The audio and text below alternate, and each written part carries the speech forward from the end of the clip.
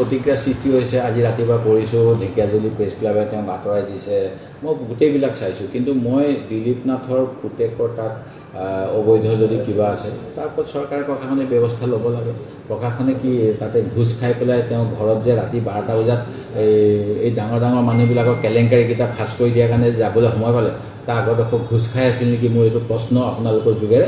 আৰু মই কোনো দুৰ্নীতিপৰায়ণ মানুহক কি কয় সুৰক্ষা দিবলৈ ঠিকা লোৱা নাই, কিন্তু দিলীপ নাথ ডাঙৰীয়াই যিমানখিনি দুৰ্নীতি উদঙাই দিছে, মই তেখেতে যিটো আমাৰ তথ্য জনাৰ অধিকাৰ আইন 2005ৰ সফল প্ৰয়োগ কৰিছে। আনকি মই নিজেই বিফল হৈছোঁ বহুত ক্ষেত্ৰত। মোকে মানে ঘূৰাই থাকে আৰু মানে হিয়াৰিঙত মাতে। মোৰ এইবিলাক সময় নহয়, কিন্তু মই দেখা পাইছোঁ দিলীপ নাথক 2-4 দিন লগ পাইছোঁ। তেখেতে কৈছে আজি মই হিয়াৰিং দি আহিলোঁ এইটো কেছৰ, আজি মই এইটো কেছৰ এপিল কৰি আহিলোঁ।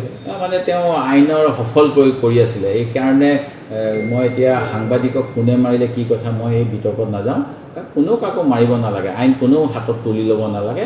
আইনী ব্যৱস্থা আইনক কৰিবলৈ দিব লাগে, কিন্তু পুতক তুলিবলৈ যদি আইনৰ অপপ্ৰয়োগ কৰে তাৰ মই প্ৰতিবাদ কৰিমেই।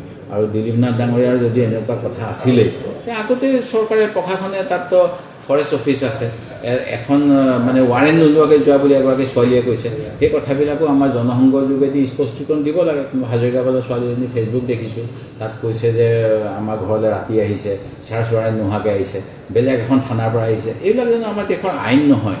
আইনমতে কাম কৰক, আমিও সকলোৱে সমৰ্থন কৰা উচিত। আৰু দুৰ্নীতি বা অবৈধ চিণ্ডিকেট এইবিলাক বন্ধ হ'ব লাগে।